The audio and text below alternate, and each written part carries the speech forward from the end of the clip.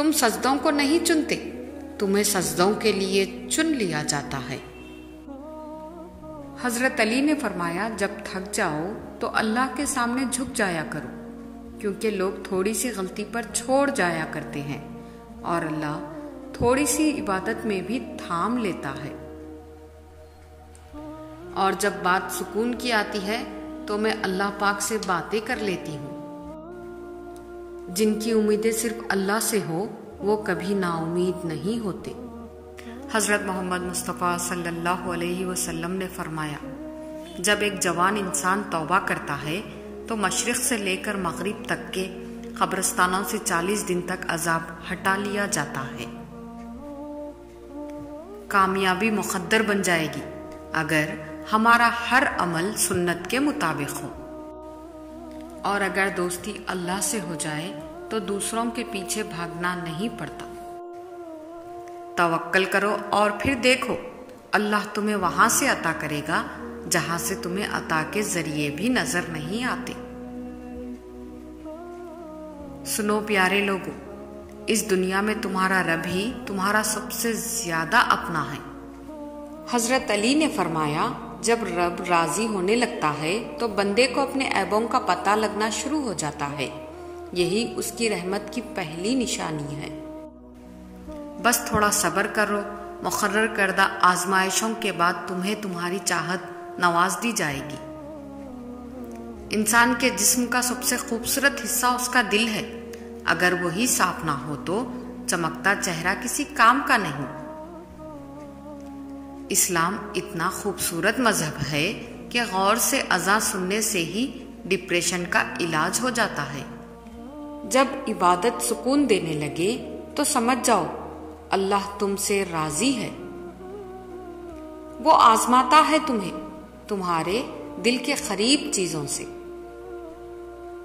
دنیا کا سب سے انمول تحفہ نیک ہم سفر ہے، جو قیمت سے نہیں قسمت سے ملتا ہے۔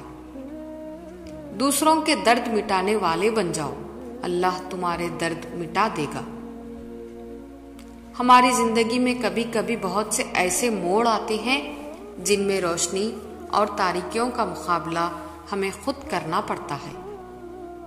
دولت ایک ایسی تتلی ہے جسے پکڑتے پکڑتے آدمی اپنوں سے دور نکل جاتا ہے۔ جب امید اللہ سے وابستہ کی گئی ہو تو انسان سے شکوہ نہیں کرتے، اور آپ کو کیا معلوم، آپ کی قسمت میں لکھا سب کچھ پہلے سے ہی بہت خوبصورت ہے۔ اسے پسند ہے میرا ٹوٹنا، مصیبتیں بھیجتا ہے تاکہ میں صبر کروں۔ اور سکون پتہ ہے کیا ہے؟ اکیلے بیٹھ کر اللہ سے باتیں کرنا۔ اب ڈر بس اللہ کو کھونے سے لگتا ہے۔ حضرت علی نے فرمایا، دنیا تمہیں اس وقت تک نہیں ہرا سکتی جب تک تم خود اسے ہار نہ جاؤ۔ نماز چہرے کا نور ہے اور قرآن دل کا سکون ہے۔ نماز فجر تو اللہ پاک سے وفا ہے۔ ایمان یہی ہے، صبر کرنا اور معاف کر دینا۔ بس ایک اللہ راضی رہے، دنیا کا معیار تو بدلتا رہتا ہے۔ جب انسان اپنے رب پر اس قدر بھروسہ کر لیتا ہے کہ اس کے علاوہ کوئی بھی اس کی ضرورت پورا کرنے والا نہیں، تو اللہ بھی اپنے بندے کو مایوس نہیں لوٹاتا۔ صبر کی ایک بات بہت اچھی ہے، جب آتا ہے تو کسی کی طلب نہیں رہتی۔ پھر یوں ہوا کہ صبر کا دامن تھام کر ہم اتنا چلے کہ فاصلے حیران رہ گئے۔ تہجد کے سجدوں کا دگنا صلہ مل گیا، اور میں کیا مانگوں، مجھے تو خدا مل گیا۔ اگر کسی سے محبت ہو گئی ہو تو صدقہ دو، محبت ہوگی تو مل جائے گی، اور بلا ہوگی تو ٹل جائے گی۔ اللہ کہتا ہے، میں تمہارا گمان ہوں، اور تم جیسا سوچو گے اللہ کو ویسا ہی پاؤ گے۔ بارش میں اتنی بوندیں نہیں برستی جتنی سجدے میں سر رکھنے سے رحمتیں برستی ہے۔ جن کا بھروسہ صرف اللہ پر ہو، ان کی منزل صرف کامیابی ہے۔